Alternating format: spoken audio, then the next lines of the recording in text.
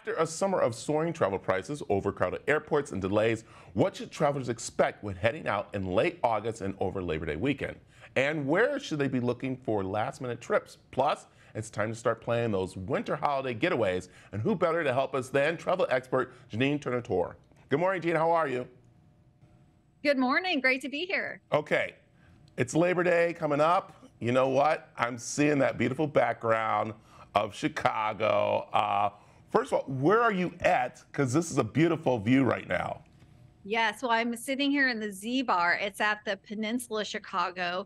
We're right off of the Magnificent Mile here. So you've got the John Hancock Building, the iconic water tower behind me. Perfect spot to be in the city. And I have to tell you, this is one of my picks for that quick, easy Labor Day weekend getaway. And not just Labor Day weekend, but September has some of the best weather of the year here in Chicago and in Illinois. So this, if you're looking for that early fall escape, it's a perfect time to come here. One of the reasons I love it this time of year, not just the weather, but all of the outdoor activities are still all open. They're all in full swing. So kayaking the Chicago River, those architecture boat tours, Millennium Park with its interactive fountains, public art, the rock climbing wall. Of course, you have the free Lincoln Park Zoo, the beaches.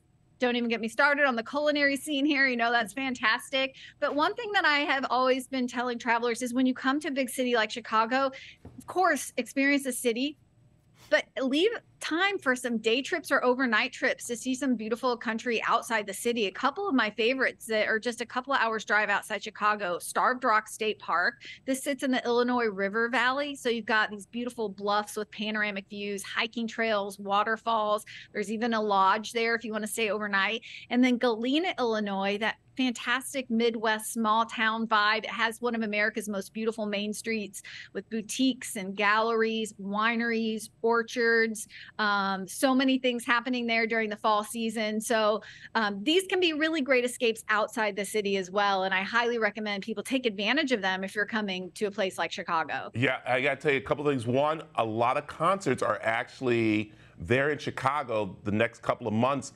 That you couldn't get tickets here on the West Coast. So like going there right now, I might be planning that, I'm just saying. Also really quick too, you can jump on the trains and head out to those beautiful areas very easily. So you know what, Naperville is growing. So there's a lot to do there in Chicago, I love it. So, okay, let's talk other summer ending destinations we can say to go visit. Yeah, well, a lot of people are still looking for those beach escapes. And this time of year, my favorite place to do beaches is actually Texas. Texas has over 350 miles of shoreline with some really beautiful, quaint, small beach towns.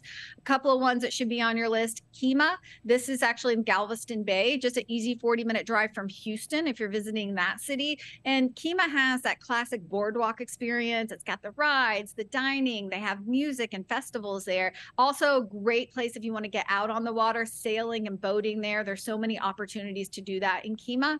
Also, one of my favorites is called Port Aransas.